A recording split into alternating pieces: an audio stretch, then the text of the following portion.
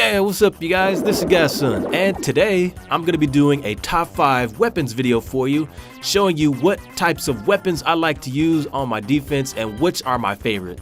So you guys, there are about 7 defensive weapons, 8 I believe if you're including the Tesla, and so we're going to just go down the list and pick what are the top 5. So you guys sit back, relax, let me show you what I got.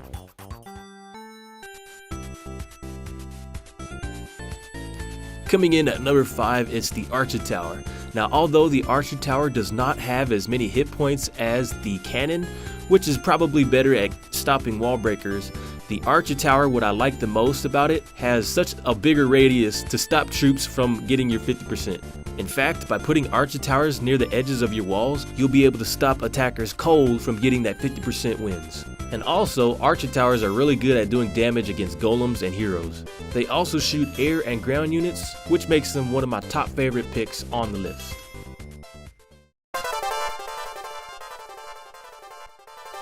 Coming in at number 4, it's the Mortar. The Mortar has a damage per second of 13 and the hit points are 670. It does splash damage and has a range of 11 tiles, stopping those wizards and archers cold. Now you may not remember this, but mortars were a really big part for players in the higher cup range at stopping attackers from luring out their clan castle and heroes. Although it wasn't the strongest weapon, it was really good at foiling some of the attacks when used to put them near the edges of your base. Although now you can't lure out heroes, they are still a really strong weapon if you're at Town Hall 8 and lower, and is the only weapon I can see that has such a shiny look to it.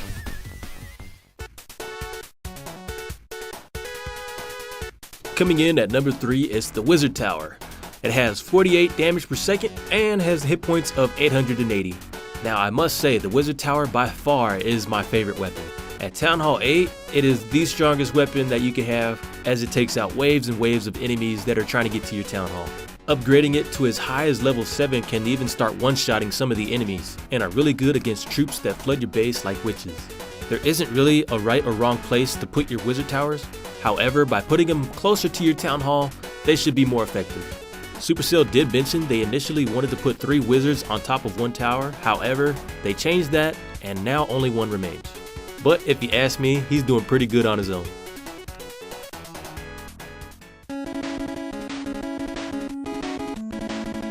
Coming in at number 2, it's the X-Bow. The X-Bow is unlocked at Town Hall 9, and as a max level, it costs 80,000 elixir to fill it up. It does 80 damage per second and has 2,800 hit points, making it the hardest weapon to take down on defense. Now the X-Bow is by far one of the most unique weapons and acts something like a turret. In fact, it's so cool, the Archer Queen decided to carry one as well. Although it is weak against troops like golems and dragons, it's pretty good at taking out troops like barbs and archers. It also has a secondary feature so that you can aim it up so it can take out air troops such as minions and balloons. So if you ever decide to push, make sure you have some of these to help you out.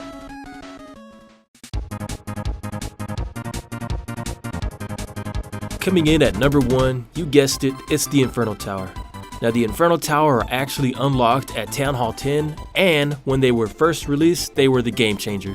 Before we had Inferno Towers, we had golems and heroes that were just too strong for our bases. So Supercell decided to release these Inferno Towers to help us out on defense.